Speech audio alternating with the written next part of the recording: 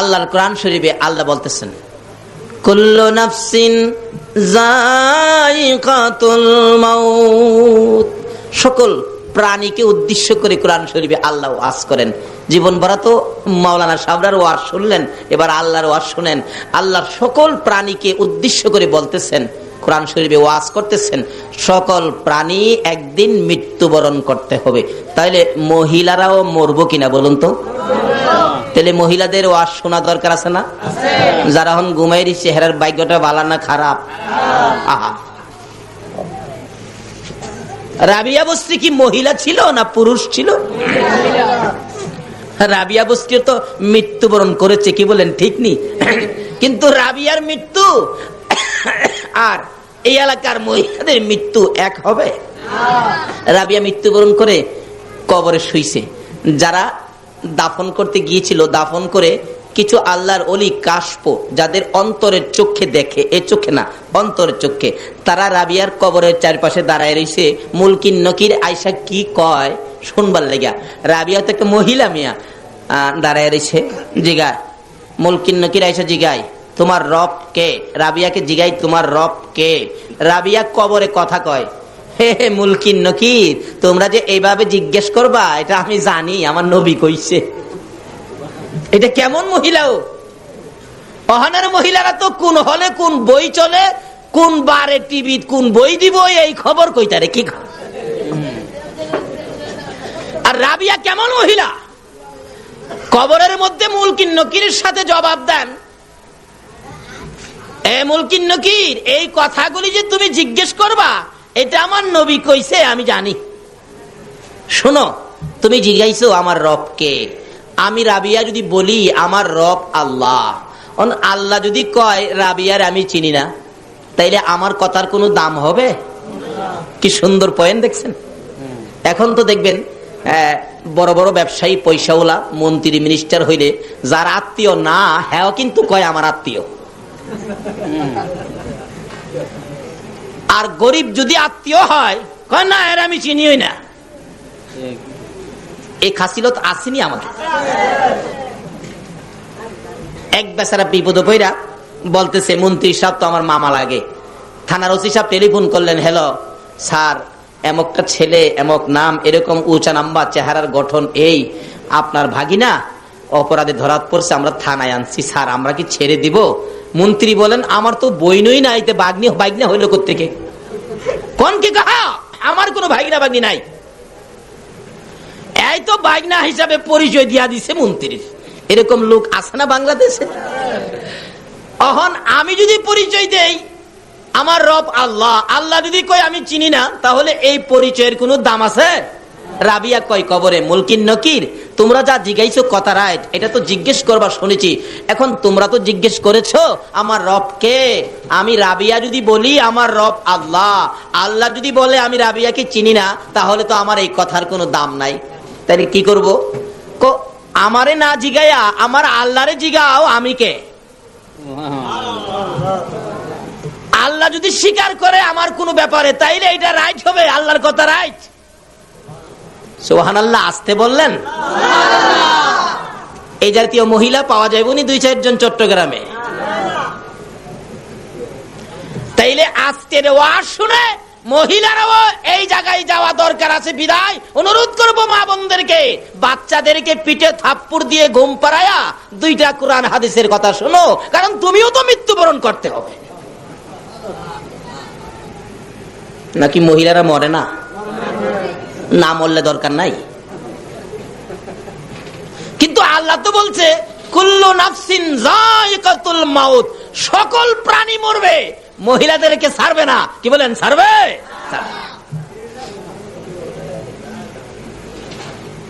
আপনার এখানে কেউ আসেননি যে হুজুর আমি মরবো না? থাকতে পারেন, কিন্তু কাজ হবে না। যত মন্ত্রই পড়েন, মত থেকে বাঁচার কোন মন্ত্র নাই। আল্লাহ বলছেন কুল্লু নাফসিন যায়িকাতুল মাউত, সকল প্রাণী মরতে হবে। তাইলে আমরাও একদিন মরতে হবে, মহিলারাও মরতে হবে। তাহলে মহিলাদের ওয়াজ শোনা দরকার আছে, খালি ঘুমাইলে হবে না।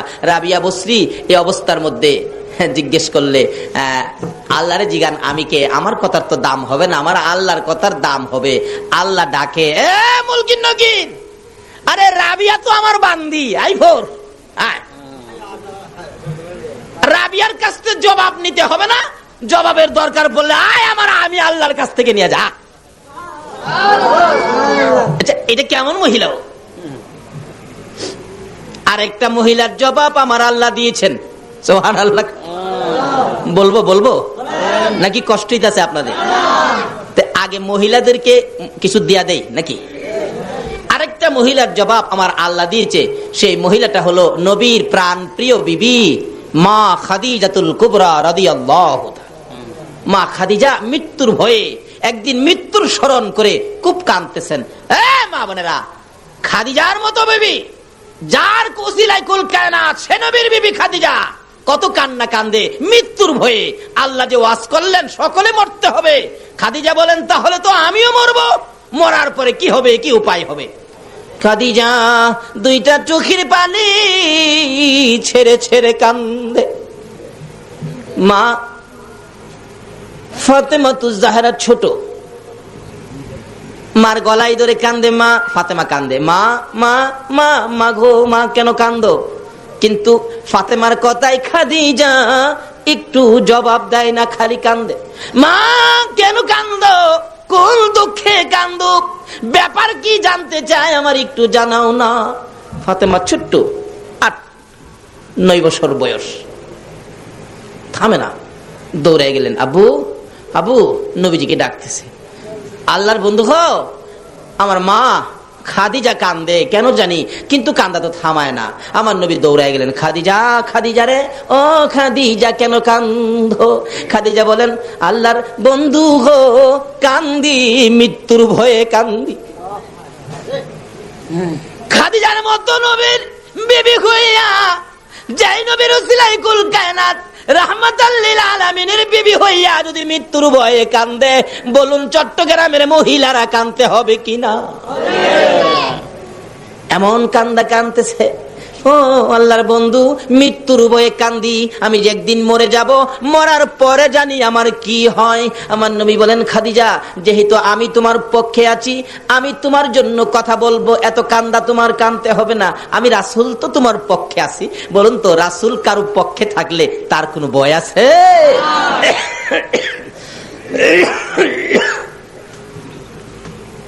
আচ্ছা, কান্দা থামাও। হুজুর আমার কান্দা তো থামতে চায় না, আমার কান্দা তো থামে না, তবে কান্দাটা থামবে আমার 3টা কথা যদি আপনি রাখেন। কি কথা? 1 নম্বরের কথা হলো, আল্লাহর বন্ধু হো, আমি যদি মারা যায়, আপনি আপনার একটা জামা পাঞ্জাবি দিয়া আমি খাদিজারে কাফন করবেন। কেন? ও নবী, আপনাকে সৃষ্টি না করলে জগতের কিছু সৃষ্টি হতো না। আপনার জামাটা যদি আমার গায়ে দেখে, ফেরেশতারা আমারে কবরে গেলে কিছুই কইতো না। নবীর প্রতি কত মহব্বত, কত ভালোবাসা। রাসূল মুস্কি মুস্কি হাসে। খাদিজা এ কি বললা হুজুর, এটার ওয়াদা দেন রাখবেন কিনা? যাও যাও, ঠিক আছে, কারণ বিবিকে তো রাসূল ভালোবাসতেন, কথাটা শুনে রাখলেন। ঠিক আছে, আমি তোমার কথা রাখবো। হুজুর আরেকটা কথা, কি আমার যে কবরটার মধ্যে শোয়া দিবেন, এই কবরের মাটিটা আপনি নবীর পিঠ মুবারক দিয়ে মাটিটা একটু মরাইয়া দিয়ে আসবেন। আমারে শুয়াইবার আগে আপনি নবী আগে কবরটার মধ্যে শুইবেন। আচ্ছা ঠিক আছে। 2 নাম্বার। 3 নাম্বার হলো, আল্লাহর বন্ধু হো, আমাকে কবর দিয়া সবাই তো আয়সা পড়বেন, মুলকিন নকির জানি আমাকে কবরে কি প্রশ্ন করে, কি কথা জিগায়, আমি তো এই প্রশ্নের জবাব দেওয়ার সাহস আমি খাদিজা রাখি না, ভয় করতেছে আমার, কাঁদতেছি। ও স্বামী, ও আল্লাহর বন্ধু, ও রাহমাতাল লিল আলামিন, আমার 3য় নাম্বার দাবি হলো, আমার কবরের পাশে আপনি বসে থাকবেন, সব বিদায় হয়ে যাবে, মুলকিন নকিরের সোয়ালের জবাবটুকুন আপনি নবী দিবেন। রাসূল বলেন, যাও, তোমার 3টা কথার ওয়াদা দিলাম, আমি তোমার 3টা কথা রাখবো। খাদিজা দুনিয়া থেকে বিদায় হলে গোসল দিয়ে নবীজির পাঞ্জাবি দিয়া কাফন করেছে। কি ভাগ্য! আল্লাহু আকবার।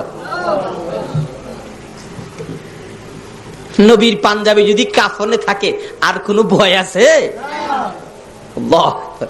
এক আল্লাহর ওলির জীবনীতে পাওয়া যায়, আল্লাহর ওলিরা কবরে কি হয় দেখে কিনা কন্ত? এক কবরস্থানের পাশে দিয়ে এক আল্লাহর ওলি হাইটা দিতেছে, এমন সময় দেখে এই কবরের মধ্যে আযাব চলছে, ভীষণ আযাব। একটা লোকের কবর দিয়া মানুষ খালি সরে গেছে। মুলকিন নকির এত জোরে প্রেসার দিয়ে তাকে প্রশ্ন করতেছে, প্রশ্নে তার শরীর ফাইটা দিতেছে, এত করা আওয়াজ। বলতেছে তোমার রবকে? ওই লোকটা খালি কাফে, কোনো জবাব দেয় না। আরেকটা ধমক দিলেন, তোমার রবকে? তিনবার যখন ধমক মারছে, আল্লাহর ওলি দেখতেছে দাঁড়ায়া, আর ওই কবর থেকে লোকটা বলতেছেন, হে মুলকিন নকির, আমাকে এইভাবে ধমক দিয়ে দিয়ে কথা বলতেছস? তুই আমারে চিনস? আমি তো আখিরি নবীর উম্মত, আর কোনো আমল নাই। আমার মুখে নবীর সুন্নত, সাদা দাড়ি দেখছস?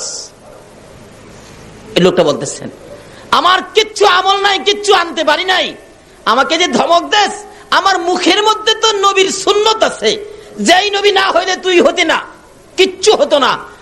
আমার তো কিছু নাই, কিন্তু নবীর সুন্নত, দাড়িটাটুকু আমার মুখের মধ্যে সাদা দাড়িটা আছে, এই নবীর সুন্নত দেখে তোর কি আমারে ধমক দিতে ভয় করে না?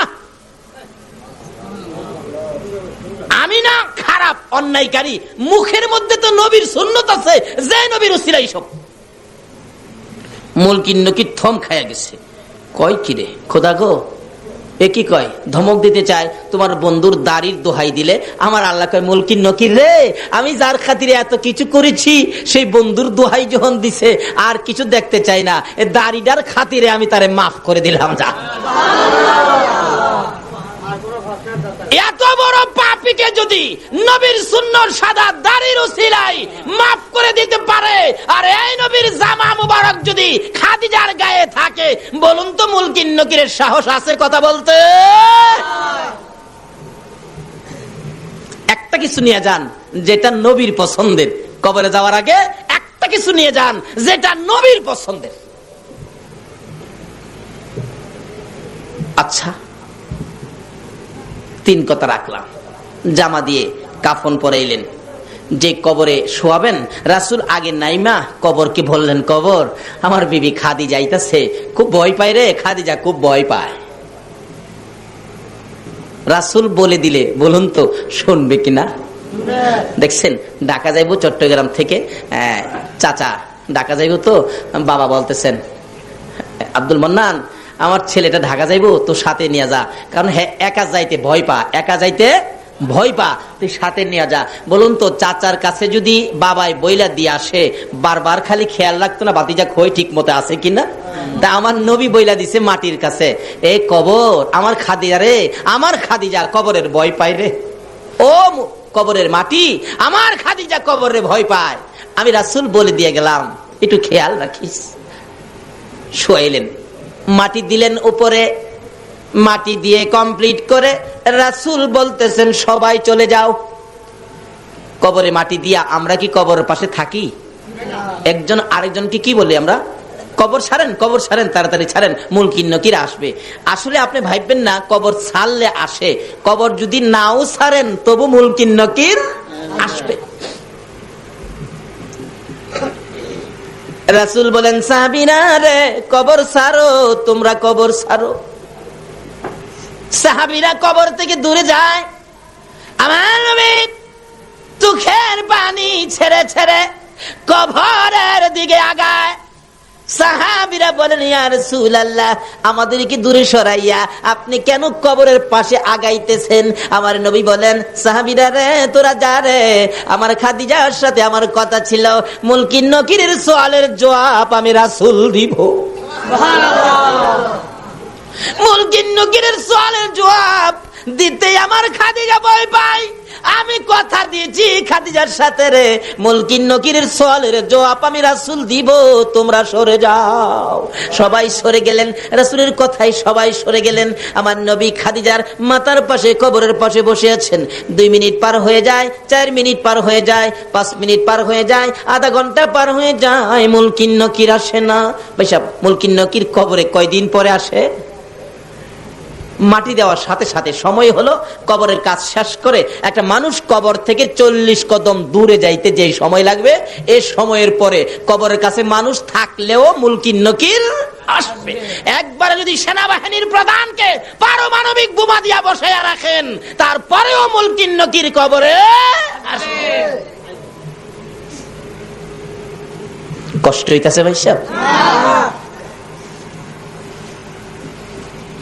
আসছেন রাসূল বৈশা রয়েছে, কি ব্যাপার আধা ঘন্টা হয়ে যায় এখনো মুনকির নকির আসে না, আর কতক্ষণ বসে থাকবো? সাহাবীরা তো দূরে দাঁড়ায়া কষ্ট পাইতেছেন, হাই রে রাসূল বৈশা রয়েছে, কষ্ট লাগতেছে, রাসূল আসতেছে না, রাসূল হুজরায় যাবে আসতেছে না, ব্যাপারটা কি, ঘরে যাবে আসতেছে না। এমন সময় আমার আল্লাহ কয়, জিবরাইল আমার বন্ধুরে যায় একটা খবর দেস না, আমার বন্ধুরে যায় কও না তাড়াতাড়ি বাড়িতে যাইতো।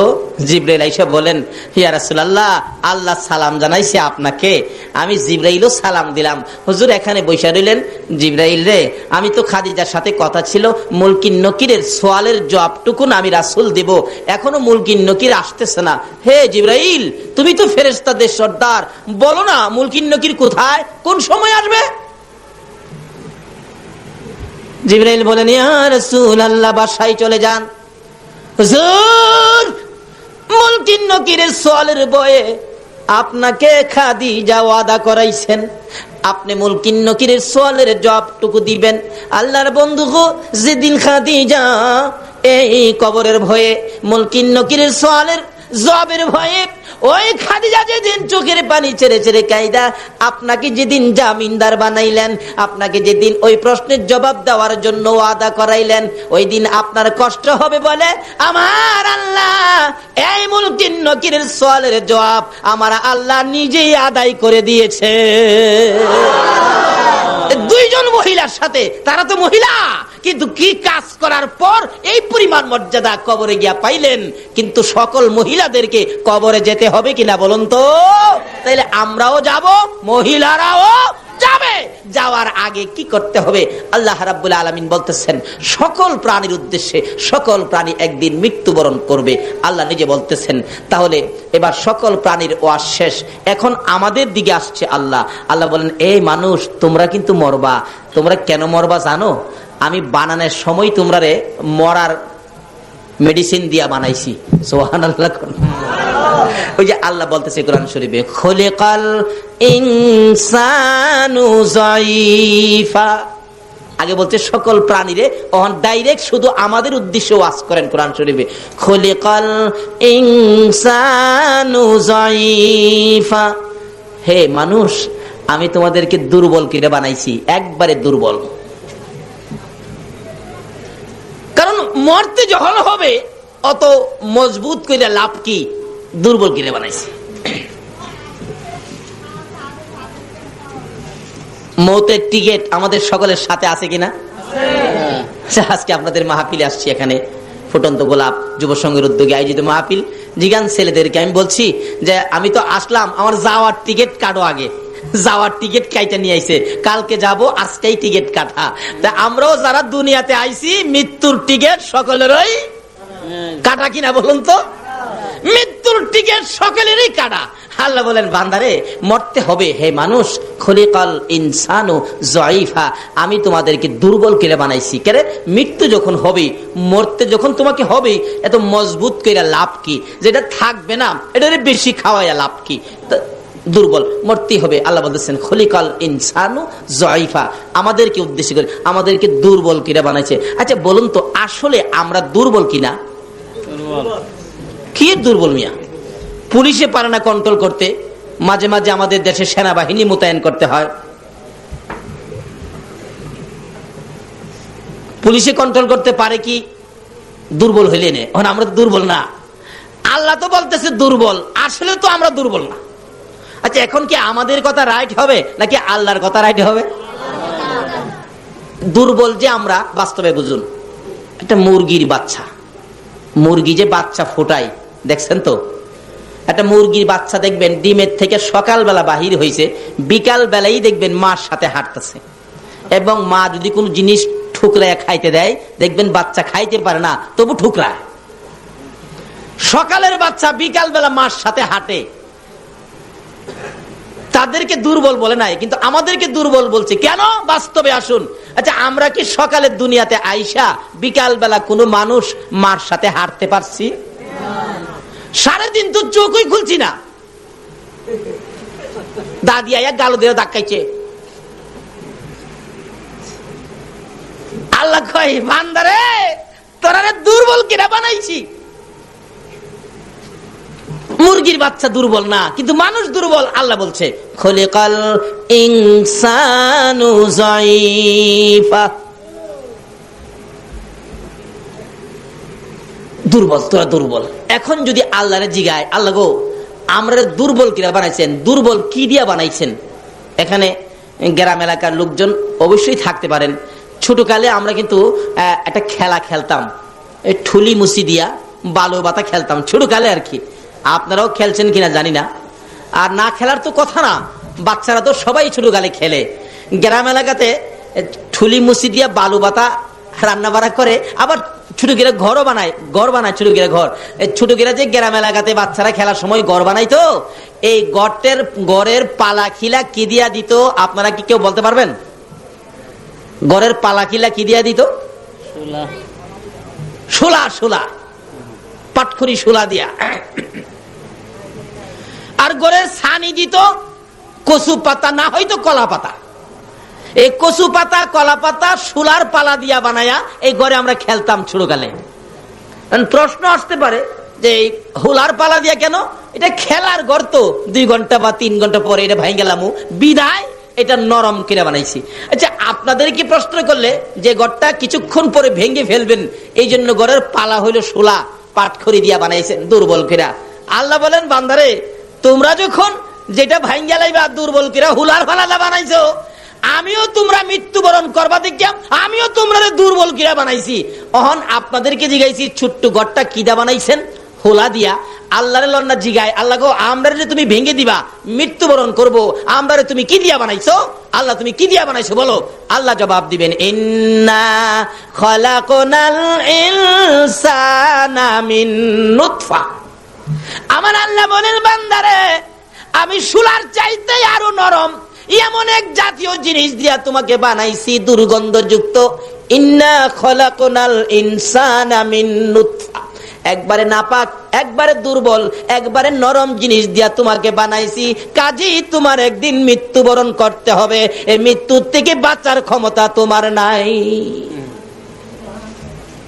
তাইলে খুদা গো এবার লন জাগাত যায়, আমরা যখন মইরেই যামুগা তখন কি করতে হইব? কন খালি বাড়ি ঘরেই করবেন না?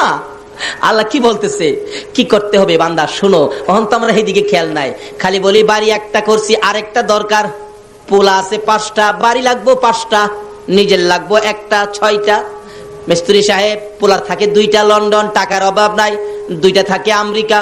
পোলারা দেশে আসবে, ফার্নিচার বানানোর দরকার। মিস্ত্রি কি কাঠের ফার্নিচার ভালো হবে? দেখবেন মিস্ত্রি বলবেন, চাচা একবারে একটা গুণ কাছে আসতে পারবে না, সেই কাঠটার নাম হইল সেই গুণ। কোন গুণ? ঘুমায় রয়েছেন আপনারা? যে কাঠের কাছে গুণ আসে না, সে কাঠটার নাম কি? সেই গুণ। মহাজন বললেন, মিস্ত্রি যত টাকাই লাগুক যাতে গুণের আদরে এমন কাঠ, সে গুণের ফার্নিচার ঘর ভরলেন। এর চেয়ে সাজ সরঞ্জাম আর বাকি নাই, সব ঘর সাজাইলেন। আবার 5 বছর পরে মিস্ত্রির সাথে দেখা, মিস্ত্রি সাহেব আপনার পরামর্শে যে কাঠে ফার্নিচার বানাইছিলাম, একটা ফার্নিচারেও একটা ঘুণ এই পর্যন্ত ধরতে পারে নাই। তোমার কথা রাইট। আমার আল্লাহ বলেন, ও দুনিয়ার মানুষ, এমন কাঠ দিয়া ফার্নিচার বানাইছো 5 বছর পরেও একটা গুণে ধরে নাই। কিন্তু তোমার ফার্নিচারে গুণে ধরে নাই, তোমার বিল্ডিং এর মধ্যে জং পড়ে নাই, ময়লা পড়ে নাই, কিন্তু তোমার মধ্যে যেন গুণ ঢুইকা গেছে। তোমারে কিন্তু গুণে ধরে নাইছে, সব ঠিক আছে, কিন্তু তুমি বিদায়। অনেক সময় দেখবেন বাড়ির গেটে নাম লেখা আছে আব্দুল মালিক, জিজ্ঞেস করলে মালিক সাহেব কোথায়? বাচ্চা দেখে নাইসা কয়, কাকে খুঁজেন? মালিককে। কোন মালিক? ওই যে গেটের লেখা। ও খবর রাখেন নাই? গেট আছে, নাম আছে, বাড়ি আছে, কিন্তু বাড়িওয়ালা মালিক নাই।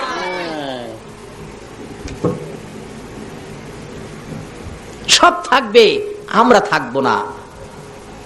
সে ওয়াজ কোরআন শরীফে আল্লাহ করতেছেন। কেন বান্দারে এত কিছু করলি, কিন্তু এই জায়গায় যাও, কোন জায়গায়? তোমার যে মরতেই হবে, মরার মন্ত্র দিয়া তোমাদেরকে বানাইছি। তাহলে এখন আমরা কি করতে হবে? আল্লাহ গো, আমরা এখন কি করব? আল্লাহ আমাদের জবাব দিচ্ছেন, ওমা খালাকাতুল জিন্না ওয়াল ইনসা ইল্লা লিয়াবুদুন। এই মানুষ আর জিন, শোনো, আমি তোমাদেরকে বানাইছি একটা কারণে, সেই কারণটা হলো ইল্লা লিয়াবুদুন, তোমরা আমি আল্লাহর ইবাদত করবে। তাইলে আমরা মৃত্যুর আগে কি করার জন্য আল্লাহ বলছে বলুন তো? কি করতে হবে? সকলে বলতে হবে, কি করতে হবে? কার ইবাদত করতে হবে? না বুশের, মন্ত্রীর, চেয়ারম্যান সাহেবের? কার ইবাদত করতে হবে? আমরা বানাইছে কে? আল্লাহ। কোন আল্লাহ? যার জমিনে থাকি, যার আকাশ থেকে বৃষ্টি পায়া আমাদের হৃদয় ঠান্ডা হয়, ফসলে বরকত হয়, যার নদী নালা সাগর থেকে আমরা মাছ ধরে ধরে খাই, লবণ উড়াইয়া খাই।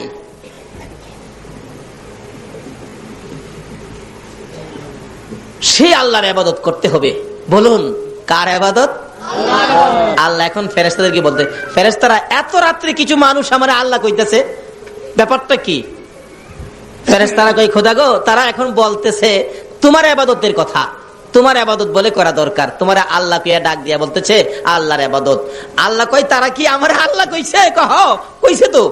তাহলে আমার যে আল্লাহ কইয়া ইবাদতের কথা স্বীকার করছে, এই পর্যন্ত তো ইবাদত করতে পারে নাই। এই পর্যন্ত ইবাদত না করার কারণে যা গুনাহ হয়েছে, এই যে ইবাদতের জন্য স্বীকার করে আমাকে আল্লাহ বলে ডাক দিয়েছে, এই পর্যন্ত যা গুনাহ ছিল আমি আল্লাহ সব মাফ করে দিলাম।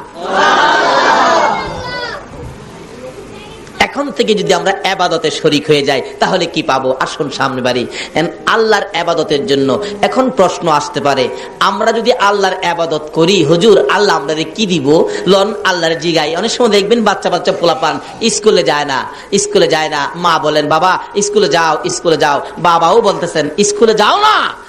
মাঝে মাঝে বাচ্চা পোলাপান দেখেন জবাব দেন, আব্বু স্কুলে গেলে আমারে কি দিবেন? মা আমাকে কি দিবেন স্কুলে গেলে? মা দেখেন বলে, বাবা দেখেন বলে, যাও তোমাকে আজকে স্কুলে গেলে 10টা টাকা তোমাকে দেওয়া হবে। বাচ্চা মাকে স্কুলে যাইলে কি দিবেন প্রশ্ন করলে মা যদি জবাব দেয় 10 টাকা দিবে। আমরা আল্লাহর ইবাদতের জন্য আল্লাহ বললেন, আমরা যদি ইবাদত করি আল্লাহ কি দিবে? সকলে মিলে লন আল্লাহর জিগায়, আল্লাহ গো আমরা তোমার ইবাদত করলে তুমি আমারে কি দিবা কও? আল্লাহ জবাব দিতেছে কোরআন শরীফে, ফাদখুলি ফি ইবাদি ওয়াদখুলি জান্নাতি। জোরে জোরে কোন সুবহানাল্লাহ। আমার আল্লাহ জবাব দেন, আরে আজকের মাহফিলের আমার আদুরের বান্দারা শোনো, মার কাছে যখন ছেলে প্রশ্ন রাখে স্কুলে যাও, স্কুলে গেলে কি দিবা? মা তোমাকে 10টা টাকা দিল। আমার কাছে যখন প্রশ্ন রাখছো আমার ইবাদত করলে তোমরা আমি আল্লাহ কি দিব প্রশ্ন রাখছো, বান্দারারে জবাব নিয়ে যাও। ফাদখুলি ফি ইবাদি ওয়াদখুলি জান্নাতি। বান্দারারে তোমরা যদি আমি আল্লাহর ইবাদতের মধ্যে ঢুকো, কথা দিলাম আমি তোমাদেরকে 10টা পৃথিবীর সমান একটা জান্নাতের মধ্যে ঢুকাইব। এই ওয়াদাটা কার? আল্লাহ। এখন কিভাবে ইবাদত করবেন? ইবাদতে যেই বেজাল, খাস করে বাংলাদেশে কি বলেন, এক হুজুর কয় এমনে, আরেক হুজুর কয় হেমনে, এক পিসাব কয় এমনে, আরেক পিসাব কয় হেমনে, অনেক সময় ফিরে ফিরে লাগিয়া বইতে। এখন যদি প্রশ্ন করি প্রভু গো আমরা কিভাবে ইবাদত করে জান্নাতে যাব, আমার আল্লাহ তাও ফায়সালা করে দিচ্ছেন, ওমাই ইউতির রাসূল ফাকাদ আতাল্লাহ। তোমরা আমার রাসূলের কথা মতো ইবাদত করো, আরে নবীর কথা মানবে যারা হবে জান্নাতি। কন্যা নবীর কথা মানবে যারা হবে জান্নাতি। না মানিয়া আবু জাহেল হইল দুঝুকি, না মানিয়া আবু জাহেল নবীর কথা মানবে যারা হবে জান্নাতি, নবীর কথা মানবে যারা হবে জান্নাতি।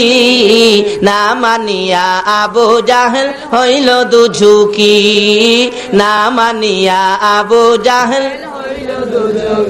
আল্লাহ বলতেছেন জান্নাতে যাইতে গেলে আমার এই নবীর কথা মাইনা কাজ করতে হবে। নবী যেভাবে বলে এটাই হবে জান্নাতি ইবাদত। জোরে কোন সুবহানাল্লাহ। তাই নবীর কথাগুলি মানলে আমাদের লাভ হবে না লস হবে? এই নবীর কথা মানা দরকার আছে কিনা বলুন তো? মানলে আবু বকর, না মানলে আবু জাহেল। আপনারা কি আবু বকর হবেন না আবু জাহেল হবেন? আবু বকর নবীর কথা মানতো কিনা? আল্লাহু আকবার। কিভাবে মানতো দেখেন। আমার নবী একদিন বলতেছেন, আবু বকর জি, মনে হয় মক্কায় থাকতে পারবো না রে, হিজরত করতে হবে মদিনায়, সঙ্গী হবে তুমি আবু বকর। মনে হয়, আসলে নবীর মনে হয়টাই কনফার্ম। এদিন থেকে আবু বকর রাত্রে এশারের নামাজ পড়ে কিছু সামানা লইয়া,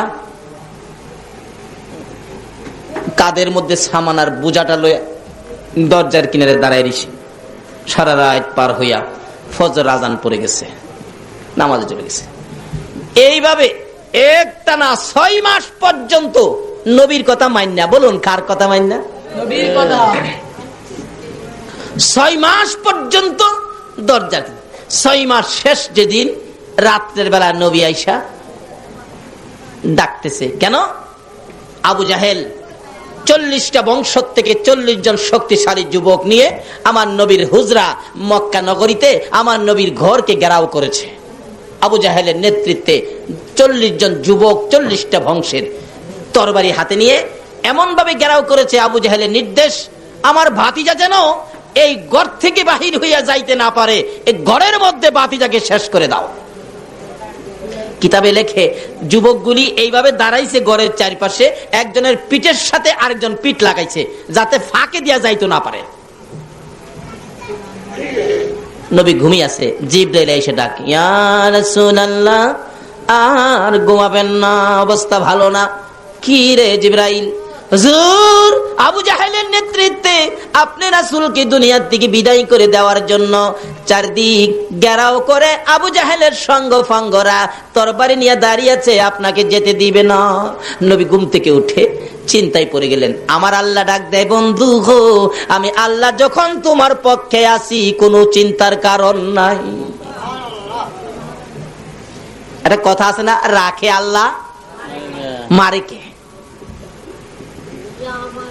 আচ্ছা, জিবরাইল আমার বন্ধুর হাতে এক মুষ্টি বালি দিলেন।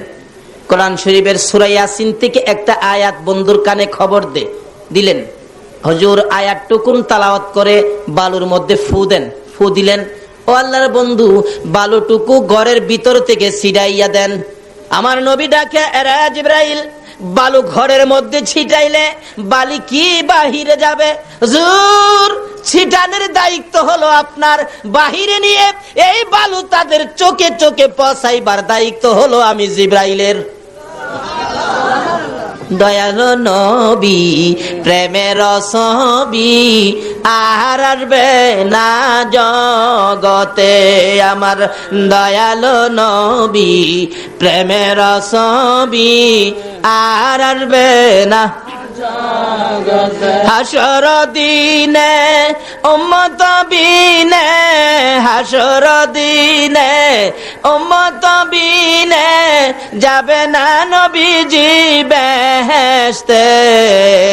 দয়ালো নবী প্রেমের ছবি আর আসবে না জগতে, আমার দয়ালো নবী প্রেমের ছবি আর আসবে না। 63 সাল জিন্দগি কাছে বলে উম্মতি, 63 সাল জিন্দগি কাছে বলে উম্মতি, এখনো কান্দে শুয়ে মদিনাতে নবী, এখনো কান্দে শুয়ে মদিনাতে। দয়াল নবী প্রেমের ছবি আর আসবে না জগতে, আমার দয়াল নবী প্রেমের ছবি আর আসবে না জগতে। আসুন, আগে ভারী কষ্ট হইতেছে আপনাদের? আল্লাহ আল্লাহ বলতেছেন তোমরা আমার এই নবীর কথাগুলি মানো। এই নবীর কথা মানলে কি হবে? জিবরাইল বলেন, ইয়া রাসূলুল্লাহ, এই বালুর মধ্যে আপনি ফু দিয়ে দেন, বালু ডিল মেরে দেন। রাসূল ডিল মেরে দিলে, জিবরাইল আরবের বালু আমাদের দেশের বালুর মতো নয়, শুধু পাথরের কণা, কাড়াওলা পাথরের কণা, প্রত্যেকের চোখে চোখে 2টা কইরা পৌঁছাইছে। যুবকেরা নবীকে মারবে, তরবারি নিয়ে দাঁড়িয়ে আছে, এখন চোখের মধ্যে পাথরের কণা, খালি চোখের মধ্যে হাত দিয়ে কেসলাই, কি হলো কি হলো কি হলো? এমন সময় একজন বলে, ওই তো রাসূল যাইতেছে গা। আসলে হেরাই হেরা, একজন আরেকজনকে মারা শুরু করছে, মনে করছে রাসূল যাইতেছে, যারে মারছে হেরই ভাই। আমার আল্লাহ বলেন, জিবরাইল রে, হেরা যখন মারামারি লাগছে, এই ফাঁকে দিয়ে আমার বন্ধুরে বের করে দে। রাখে আল্লাহ আর মারে আল্লাহ, হেরারে আল্লাহ মারে, বাঁচাইব কে? রাখে আল্লাহ নবীরে, মারবে কে? আবু জাহেল একবার নবীরে মারবার লাগিয়া, বুঝছেন, নবীরে মারতো, কই বাতিজা লগে কিছুদিন কুলাইতে পারি না, মেরে নেবো বাতিজারে। কিভাবে মারবো? খানে কাবাই চাইতে রাস্তার মধ্যে একটা গর্ত করছে, সারা রাত্রে একটা গর্ত করছে, গর্ত কুইরা রাত্রে শেষ ভাগে উপরে দিয়া পাতালতা দিয়া ঢাইকা রেখা, পাতালতা দিয়া ঢাইকা ঘরের মধ্যে বৈশা তাকায় রয়েছে। বাতিজা গর্তে বাইরে রাস্তায় যাইবো, তো এই গর্ত তো আর দেখবে না, পাড়া দিব, গর্তের মধ্যে পড়বে, আমি মাটি দিয়া বাতিজারে বিদায় করে দিব, শেষ। খুশি, রাত্রে ঘুমায় না, খুশি। আমার নবী তো এই রাস্তা দিয়ে যাওয়ার সময় হইলে আল্লাহ কয়, জিবরাইল, আমার বন্ধু তো এই রাস্তা দিয়ে পার হবে, আবু জাহেল গর্ত করছে রে, এই গর্তের উপরে তোর নূরের পাখাগুলো বিছাইয়া দে। নূরের পাখাগুলো জিবরাইল বিছাইয়া দিয়ে রাখছে, নবীজি তো পার হয়ে গেছে। আবু জাহেল কয়, এই তো পড়ছে, তোর গেছে যখন তো অবশ্যই পড়ছে, কিন্তু জিবরাইলের নূরের পাখা দিয়া যে রাসূল পার হইছে তার তো এই খবর নাই। তাই গেছে দেখবার জন্য, যাইয়া গর্তের কিনারে খারুইয়া চাইছিল দেখতো পড়ছে কিনা। পড়তে গিয়া সারা রাত তাই ঘুমাইছে না, তো নিজের তো স্ক্রু বল্টু না ডিলে রিছে অগমা খাইকা দেখতে চাইছিল, তাই নিজেই একবারে তাউর খাইয়া গর্তের মধ্যে পড়ছে। পইরা গিয়া দেখে বাতিজা তো নাই, আমি চাচা দি। হাই হাই, কি হলো, কি করলাম, কি আর হইলটা কি? সকাল হয়ে গেলে রাস্তার মধ্যে গর্ত দেখলে বলুন তো মানুষ গালাগালি করবে না? হ্যাঁ, কোন হারামজাদারে রাস্তার মধ্যে গর্ত করছে? আইসাই যেই দেহে এই গালি দে হারামজাদা।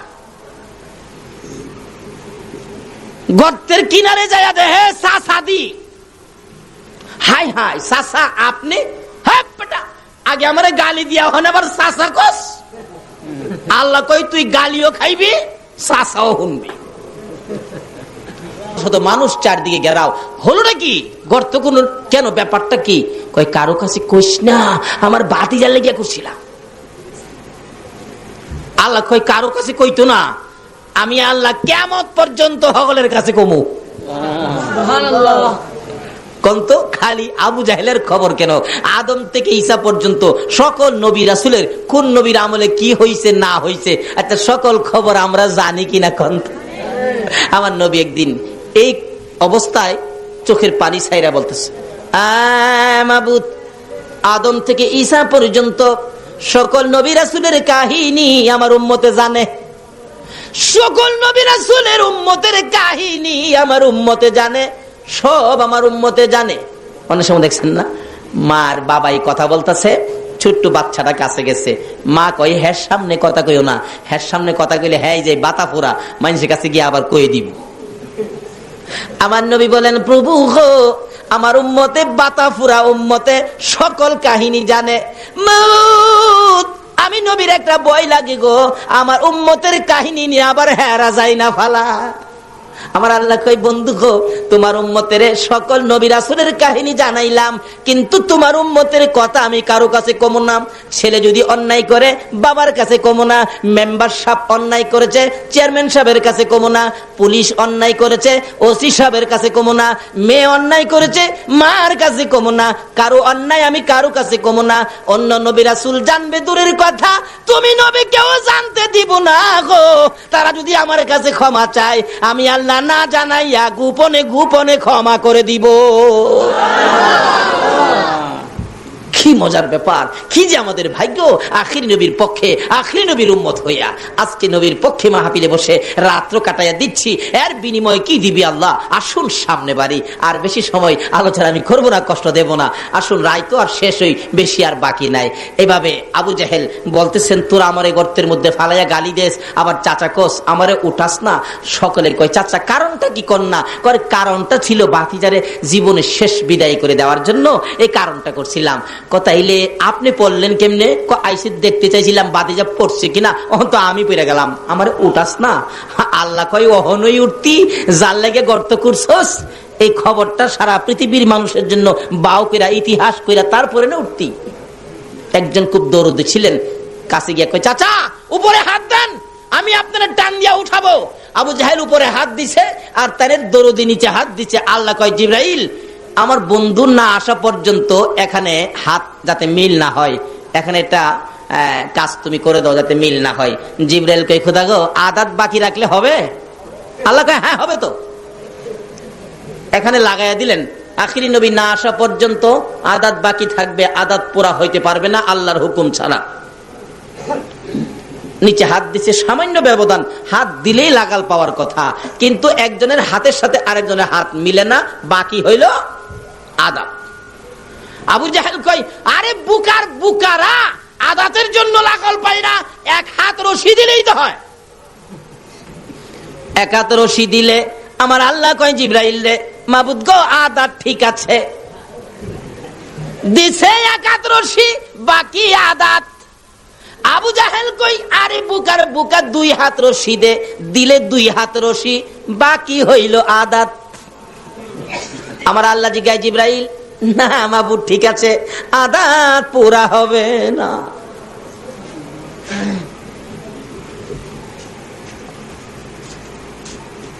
পুরা হয় না।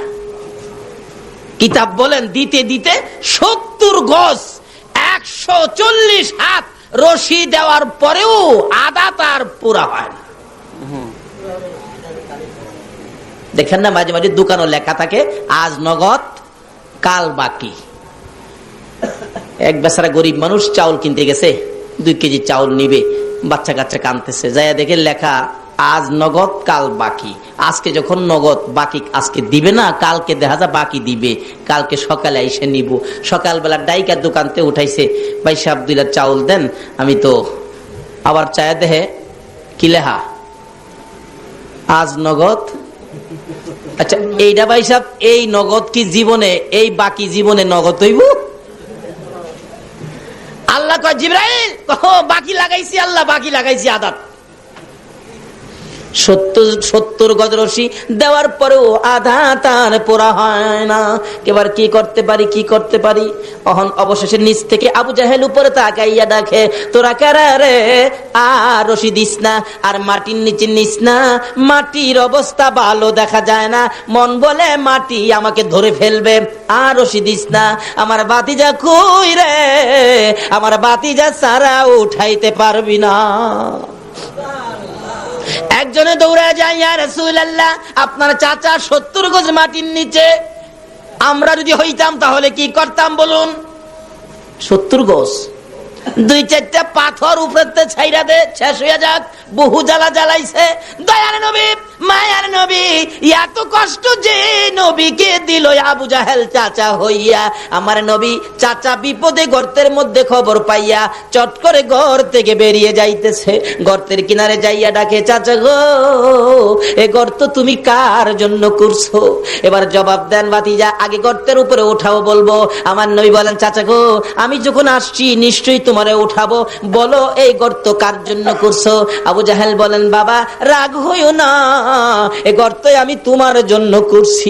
আমার নবী দুইটা চোখের পানি ছেড়ে ছেড়ে কান্দে, চাচা, চাচা গো, এইভাবে আর কত আমার সাথে দুশ্মনী করবা? তুমি না জানো আমার মা নাই, আমার বাবা নাই? তুমি না নিজে আমাকে একদিন ছোটকালে জংলার কিনার থেকে নিয়ে আসছো। নবীজির বয়স যখন 6 কম ছিল, একদিন বাবার ব্যথায় কানতে কানতে সন্ধ্যার দিকে বাঘবাল্লুকের জংলার দিকে আমার নবী রওনা হয়ে যায়। যাইতে যাইতে যাইতে যাইতে জংলার কাছাকাছি যায়, কানতে কানতে বাবা বাবা কইয়া কান্দে, আব্বু আব্বু কইয়া কান্দে। আবু জাহেল কোত্থেকে যেন আসতেছিলেন ঘোড়া চালাইয়া, কাছে আইসা দেখে ভাতিজা কান্দে, দৌড়ে পিছি পিছি যাইয়া ডাকতেছে, বাবা মোহাম্মদ আর সামনে যাও না, আর একটা কদম সামনে যদি যাও জংলার বাঘ তোমাকে খেয়ে ফেলবে। হ্যাঁ চাচা, তুমি না নিজে দেখেছো আমি বাবার ব্যথায় কান্দি, আর তুমি আমাকে উঠাইয়া আমার মার কাছে পৌঁছে দিয়ে না বলেছিলা, আমেনা রে, আমি যদি না দেখতাম তোর সন্তানকে জংলার বাঘে খেয়ে ফেলতো। আমার মা আমেনা তোমাকে কি বলেছিল? আমেনা এই খবর পাইয়া জবাব দেন, রে আবু জাহেল, না না, আমার এই সন্তানকে জংলার বাঘে খাইতে পারবে না। রে আমেনা, তুমি কেমনে জানো খাইতে পারবে না?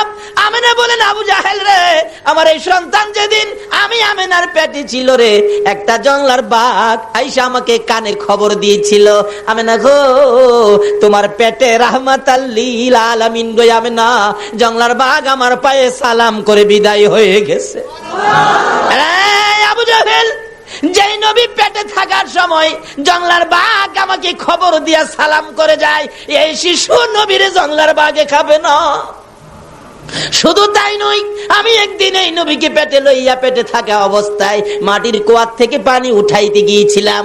60-70 ফিট নিচে পানি, আমি বালতির মধ্যে রশি লাগাইয়া পানি উঠাবো। কুয়ার পারে গেলে কে যেন সাফা পর্বতের উপর থেকে ডাকতেছে, জিব্রাইল রে, ও জিব্রাইল, আমার বন্ধুর মা আমেনা পানি উঠানোর জন্য কুয়ার পারে দাঁড়াইছে রে, আমার বন্ধুকে পেটে লইয়া রে জিব্রাইল। এত নিচ থেকে আমার বন্ধুর মা আমেনা বন্ধুরে পেটে লইয়া যদি পানি উঠাই রে জিব্রাইল, আমার বন্ধুর মার কষ্ট হবে। আমেনার বালতিওয়ালা রশি নিচে ছাড়বার আগে রে জিব্রাইল নিচের পানিগুলি উপরে উঠাইয়া দে। নারে তাকবীর, নারে রিসালাত, নারে গাউসিয়া। আজকে আমরা সে নবীর উম্মত, নবীর প্রেমে রাত্র কাটাচ্ছি। কি যে বকশিশ, কি যে পুরস্কার, এই তো সামনে আইসা গেছে। সংক্ষেপ আলোচনা, এর মধ্যে বিস্তারিত আলোচনা করলে কয়েক রাত্রের দরকার। এবার আমেনা বলতেছেন, ও আবু জাহেল, আমার এই বাবারে জংলার বাগে ধরবে না, নিচের পানিগুলো উপরে উঠা গেছে। অন্য ছেলেরা, অন্য মহিলারা, অন্য লোকেরা যেইভাবে নদীর থেকে পুকুর থেকে কলস বুড়ায়, আমি আমেনা ঠিক সেইভাবে মাটির কুয়ার থেকে পানি বুড়াইয়া কাঙ্কে লইয়া যখন গোড়ের দিকে রওনা হয়েছি রে আবু জাহেল, হঠাৎ করে দেখি আকাশের মধ্যে গুনগুনি শব্দ শোনা যায়। তাকাইয়া দেখি এক জাক পাখি উইরা উইরা আসতেছিল। পাখির সর্দার নির্দেশ দিলেন, রে পাখিরা আর সামনে বাড়িস না, ওই যে দেখ আমেনা দাঁড়াইয়া রইছে। যে আমেনার পেটে রাহমাতাল লিল আলামিন রে পাখিরা, ওই আমেনার উপরে দিয়া উইরা যাইস না রে, বেয়াদবি হবে। এমন সময় দেখি আমেনা ওই কলসি কাঙ্খে লইয়া দাঁড়িয়ে বলতেছেন, ও আবু জাহেল, আমার পেটে রাহমাতাল লিল আলামিন বিদায়, পাখিগুলি আমার উপরে দিয়া উইরা যায় না। আমার দুই ভাগ মায়ের কোলে, যাহার জন্য হইল সৃজন আকাশে জমিন, সেই নবীর প্রেমে পাগল হরে মুমিন। রহমতেরই দুয়ার খোদা দিলেন খুলে, তোরা দেখি যা আমিনা মায়ের কুলে, তোরা দেখি যা আমি না জীবনে কোনোদিন জংলার বা খাইতে পারে না। আমার নবী বলেন, চাচা গো তুমি তো জানো আমার মা নাই, আমার বাবা নাই, আমার জন্য গর্ত তুমি করেছো, তোমার কি আমার জন্য একটু মায়া লাগে না? চাচা তোমাকে উঠাবো, যদি কালিমা শরীফ তুমি পাঠ করো। আবু জাহেল 70 গজ মাটির নিচ থেকে বলতেছেন, ভাতিজা আমি কালিমাটা পড়বো, আমারে মাটির উপরে উঠাও। আমার নবী বলেন, নিচের থেকে পড়ো। না না, উপরে ওইটা পড়বো। আমার নবী নিচে হাত বাড়াইলেন, চাচারে উপরে উঠাবেন। আবু জাহেল নিচের থেকে উপরে হাত বাড়াইবেন।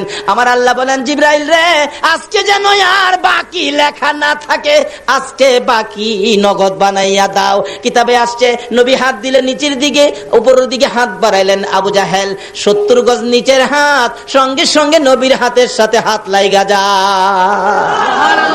আমার নবী একটানে উপরে উঠাইয়া বলতেছেন, চাচা গো তুমি না বলেছো উপরে ওইটা কালিমা পরে আমার পক্ষে আসবা, চাচা এবার কালিমাটা পড়ো।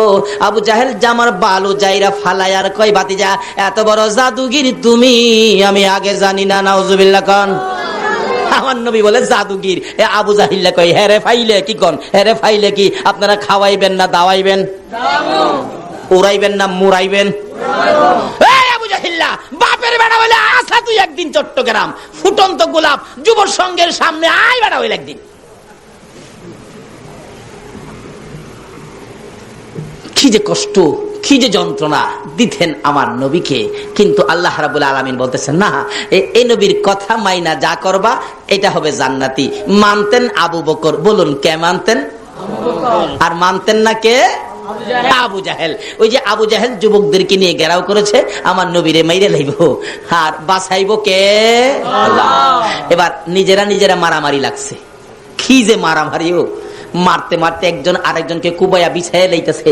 মাইরা ফাইট গড়াগড়ি, কই মাইরা লাইছি রে, মাইরা লাইছি। গলার আওয়াজে কই, কারে মারছস? কই নবীরে মারছি। কই আমি কি তোর বাতিজা লাগি? আরে কই কি, চোখ খুললা দেখে হেরা হেরাই আমার নবী গেছে। গভীর রাত্র একা একা নবীজি যাইয়া আবু বকরের ঘরের দরজার সামনে।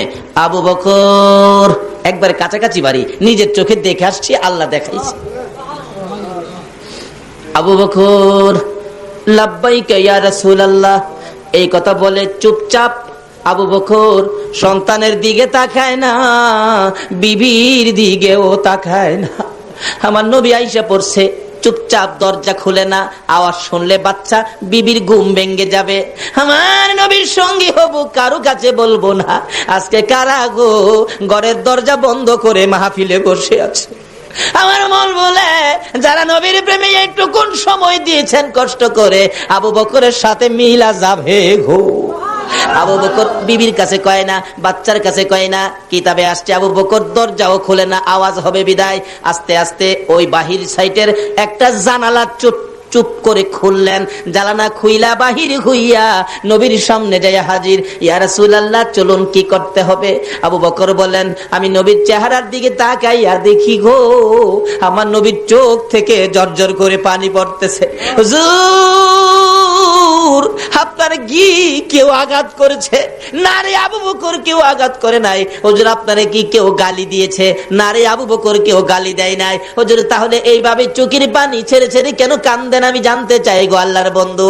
আমার নবী পিছনের দিকে ফিরা ফিরা কয়, আবু বকর রে, এই রে আমার মায়ের দেশ, হে আমার বাবার দেশ।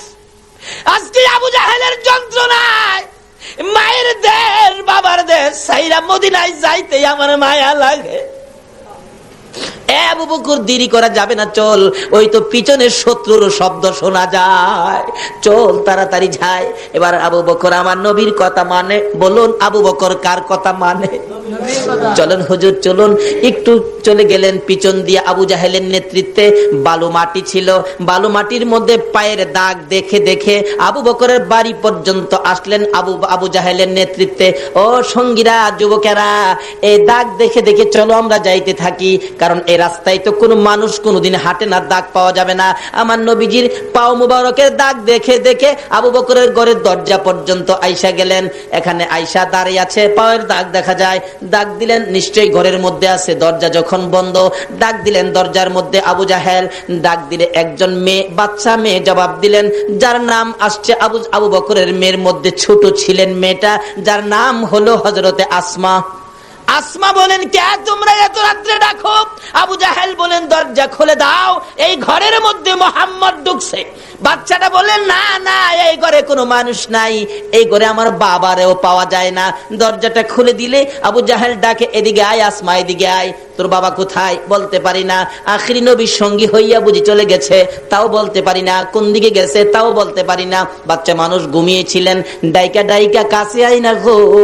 আবু জাহেল নিষ্ঠুর পাষাণ, ছোট্ট মেয়ে বাচ্চাটার দুইটা গালে এত জোরে দুইটা থাপ্পড় মারছে, কানের পর্দা ফাইটা বাবা গো কইয়া জমিনে পড়ে গেছে। জমিনে পড়ে গলাগাটা মুরগির মতো লাফাইয়া লাফাইয়া কান্দে। এই কান্দার আওয়াজ আবু বকরের কানে যাইয়া পড়ছে। আবু বকর ডাকে, হুজুর বেশি দেরি করা যাবে না, আবু জাহেল আমার বাড়িতে আইসা পড়ছে। রাসূল বলেন, তুমি কেমনে জানো তোমার বাড়িতে আসছে? হুজুর গো, আবু জাহেল আইসা আমার ছোট্ট মেয়েটা, কলিজার টুকরা আদরের মেয়েটা, আমার আসমাকে বুঝি মারছে। আমার আসমা মার খাইয়া বাবা বাবা কইয়া কান্দে। আমার নবী বলেন, আবু বকর রে, তোর মেয়েরে যদি আবু জাহেল মারে, এখন কি তুমি মেয়ে বাঁচাইতে যাইবা নাকি রাসূলের পক্ষে যাইবা? আবু বকর বলেন, ইয়া রাসূলুল্লাহ, আল্লাহর কসম করে বলি, আমার ফ্যামিলির সকল মানুষকে যদি আবু জাহেল মেরে ফেলে, আমি রাসূল ফালাইয়া যাইব না। আমার আল্লাহ বলেন, আবু বকর রে, আমার নবীরে এত ভালোবাসা তুমি দিয়েছো, ও আবু বকর, আমি কথা দিলাম রে আবু বকর, তুমি আবু বকর জান্নাতে না যাওয়া পর্যন্ত আমি কাউকে জান্নাতে যাওয়ার অনুমতি দিব না। সেই নবীর ভালোবাসা দেন, কিছু পাবেন। কি পাবেন? জান্নাতে যাবেন, ইবাদত করবেন, নবীর দেখানো নবীর কথা মতো ইবাদত করতে হবে। আর কারো কথাই ইবাদত করলে আমার আল্লাহ জান্নাত দেবে না। আবু বকর, একটু পিছের শব্দ শোনা যায়, আইসা পড়ছে। গারে সুর পাহাড়, একবারে মক্কার কাছে। মদিনা যাইতে খালি মক্কা থেকে বাহির হইছে নবীজি। গারে সুর পাহাড়ে, আমরা তো আগে শুনতাম, আগে ভাবতাম যে হয়তো সমতল রাস্তা দিয়ে হাইটা যাইতে কোন গর্তের মধ্যে নবীজি আবু বকরকে নিয়ে আশ্রয় নিয়েছেন, কিন্তু না, নবীজি আশ্রয় নিয়েছেন এটা পাহাড়ের উপরে, পাথর, শুধু পাথরের পাহাড়। নবীজি যাইতেছে, এদিক দিয়ে সকাল হইতেছে। আচ্ছা বলুন তো, সকাল বেলা যদি পাহাড়ের মধ্যে কেউ নড়াচড়ি করে দেখা যাবে না? কিন্তু পাথরের পাহাড়, কি কুদরত! যারা মক্কায় গিয়েছেন অবশ্যই দেখেছেন, গারে সুর পাহাড়টা এদিকদার সকল অবস্থান, সকল জায়গা ফর্সা হয়ে আসতেছে, আর নবীজি পাহাড়ে উঠার কারণে পাহাড়টা আন্ধার হয়ে যাইতেছে। এখনো যায় দেখবেন গারে সুর পাহাড়টা একবারে কালো পাথরের পাহাড়, একবারে কালো আন্ধার হয়ে থাকে। পাথরকে প্রশ্ন করবেন, পাথর তুমি কালো হয়ে আন্ধার হইলে যে? পাথর জবাব দিবে, রাসূলকে হেফাজত করার জন্য আমি অন্ধকার হয়ে গেছি। পাথর হইয়া রাসূল চিনে গো, উম্মত হইয়া রাসূল চিনলাম না। আমার নবী বলেন, আবু বকর রে, এই পাহাড়ের মধ্যে দেখো কোথাও কোনো গর্ত পাওয়া যায় কিনা। এই গর্তের মধ্যে আমরা বসে থাকি, দুশমনেরা চলে গেলে আমরা মদিনার দিকে চলে যাব। আচ্ছা হুজুর, দেখতেছি হঠাৎ দেখে যে পাহাড়ের ফাঁকে একটা সুড়ঙ্গ পথ আছে, এর মধ্যে দুইজন লোক কোন রকম বসতে পারবে। আবু বকর বলেন, হুজুর আমি আগে এর ভিতরে যাইয়া দেখি কোন শত্রু, কোন বিপদ আপদ, পোকামাকড় আছে কিনা। ঠিক আছে, যাও, যায় দেখে না পরিষ্কার। রাসূল গো, আপনি আসেন। নবীজি ভিতরে ঢুকছেন, মুখের উপরে পাতা লতা বাহির হইয়া গর্তের মুখটা বন্ধ হয়ে গেছে। মা করাইসা এর মধ্যে জাল বইনা ফালাইছে, কবুতর আইসা জালের মধ্যে ডিম পাইরা দিছে। কিছুক্ষণ পরে ডিমেতে বাচ্চা বাহির হইয়া চিউ চিউ করতেছে। সুবহানাল্লাহ। সকল প্রাণী আমার নবীরে ভালোবাসা দেয় কিনা বলুন তো? আল্লাহ বলেন, কেন দিবে না? সকল সৃষ্টির কারণ হলো আমার এই নবী, যার কথা মানার জন্য তোমাদেরকে বলেছি। পায়ের দাগ দেখে দেখে কাফের আবু জাহেল বেঈমান সঙ্গীদেরকে নিয়ে আসলেন, কিন্তু পাথরের কিনারে, পাহাড়ের কিনারে আইসা আর পায়ের দাগ পাওয়া যায় না। এখন ব্যাপারটা কি? নিশ্চয়ই এই পাহাড়ের কোথাও আছে। তালাশ করে ঘুরতেছে, ঘুরতে ঘুরতে ঘুরতে ঘুরতে একজন একজন করে একবারে কোনো জায়গা ফাঁকা নাই, এইভাবে দেখতে দেখতে আসতেছে। কিতাবে আসছে নবীজি যেই গর্তের মধ্যে ছিল, এই গর্তের কাছাকাছি আয়সা একটা লোক বলতেছেন, সামনে একটা গর্ত দেখা যায় রে, এর মধ্যে আছে। আবু বকর বলেন, ইয়া রাসূলুল্লাহ, আর বাঁচা যাবে না। রাসূল বলেন, লা তাহজান ইন্নাল্লাহা মা'ানা। আবু বকর ভয় পাও না, ঘাবড়ায়ো না, আল্লাহ আছে আমাদের সঙ্গে। বলুন কে আছে? আল্লাহ কি খালি নবীর সঙ্গেই থাকবে? নবীরে যারা ভালোবাসবে তাদের সঙ্গে থাকবে না? তো করতে করতে একটা ছেদ্রু বন্ধ করার রুমাল কোলায় না, পায়ের মোটা আঙ্গুলটা দিয়ে ছেদ্রু বন্ধ করে দিলাম। রাসূল ঘুমাইতেছে। একটু পরে এই গর্তের মধ্যে একটা সাপ ছিল, নবীকে দেখার জন্য 6 মাস বসে রইছে। সাপটা আইসা নবীজি শরীর মুবারকের মজার গন্ধ পাইয়া সাপটা এসে ধাক্কাইতেছে, কাপড়ের পট্টি দিয়া বাহির হওয়া যায় না। আবু বকরের পাউটা যে এই গর্তের মধ্যে ছিল, ছেদ্রুর মধ্যে ছিল, ধাক্কা দিলে পাউটা একটু সরে, আবার ধাক্কা বন্ধ করলে চাপা দিয়া ধরে। সাপ ভাবতেছেন এটাই বুঝি রাস্তা পার হয়ে বাহির হওয়ার জন্য, ধাক্কা দেয়, সরাই, জুড়ে ধাক্কা দেয়, একটু সরে আবার বন্ধ হয়ে যায়। সাপটা অপারক হইয়া, নবী দেখার পাগল হইয়া, ও অসহ্য হইয়া, অধৈর্য হইয়া আবু বকরের পায়ের মধ্যে দংশন করে দিল। আবু বকর ব্যথায় অস্থির হইয়া কান্দে, মউত, আমি আবু বকরের জীবন যাইতে পারে গো, রাসূলের ঘুম ভাঙাইতে পারি না। একবার দংশন করলেন, আবু বকরের পাও সরে না, আবার দংশন করলেন, তবু আবু বকর পাও সরাই না, ব্যথায় অস্থির, সমস্ত চেহারা কালো হয়ে গেছে। আবার দংশন করলেন, 3 বারের মাথায় আবু বকর বেহুশ হইয়া পড়ে গেলে আমার নবীর ঘুম ভেঙে গেছে। ওইটা দেখে সর্প দাঁড়াইয়া রইছে, আবু বকর জমিনে পড়ে রইছে। আমার নবী জিগায়, সর্পরে, আমার আবু বকর কি সর্বনাশ করলি? সর্প ডাকে, হুজুর বেয়াদবি ক্ষমা করে দিন, আমি আবু বকরকে ধ্বংস করার ইচ্ছা ছিল না। আমি শুনেছি আল্লাহর হাবিব এই রাস্তায় হিজরত করে মদিনায় যাবে, আবু জাহেল সঙ্গীদেরকে নিয়ে আপনাকে আক্রমণ করার জন্য আসবে, আপনি এই গর্তের মধ্যে আশ্রয় নিবেন গো। আমি অপেক্ষায় ছিলাম, আপনি নবী গর্তের মধ্যে আশ্রয় নেওয়ার জন্য আসলে আমি সাপ গর্তের মুখের মধ্যে পাহারা দিব। আপনার কোনো শত্রু যদি আসে, আমি সাপ দংশন করে দুনিয়া থেকে বিদায় করে দিব। হুজুর আপনার আগমনে আবু বকর আমারে বাধা দিল।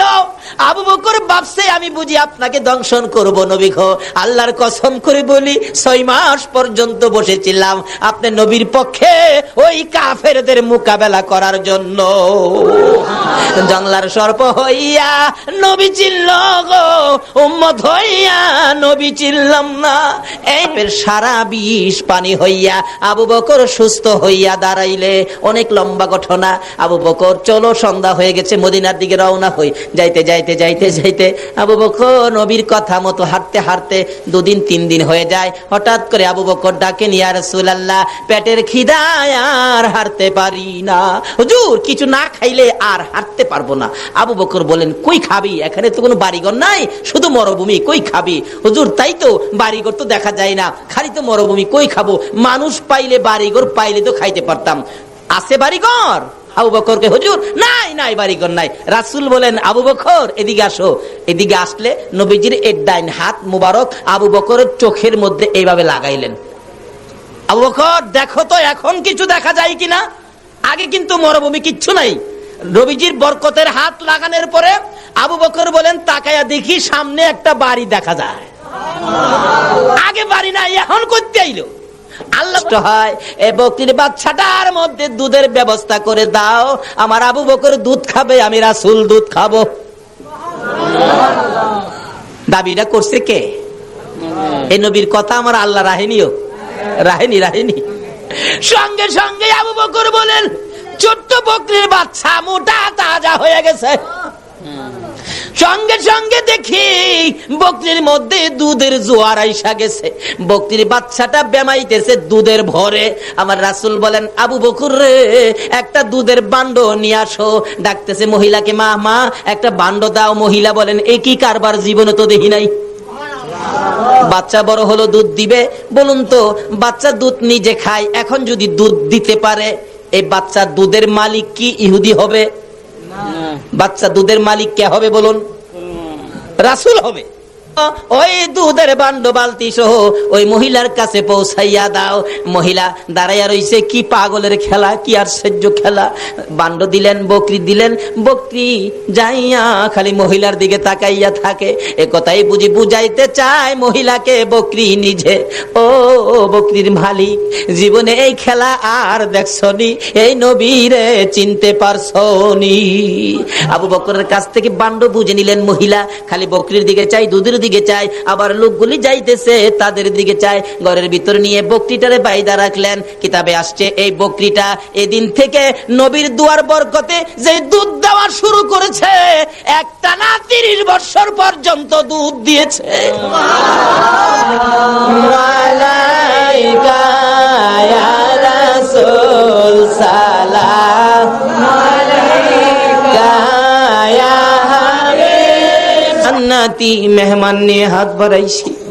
মউত এত বড় রাত্র তোমার বন্ধুর প্রেমে কাটাইয়া দিছে। গাউসে পাকের স্মরণে মাহফিলে বসে এ রাত্র কাটাইয়া দিছে।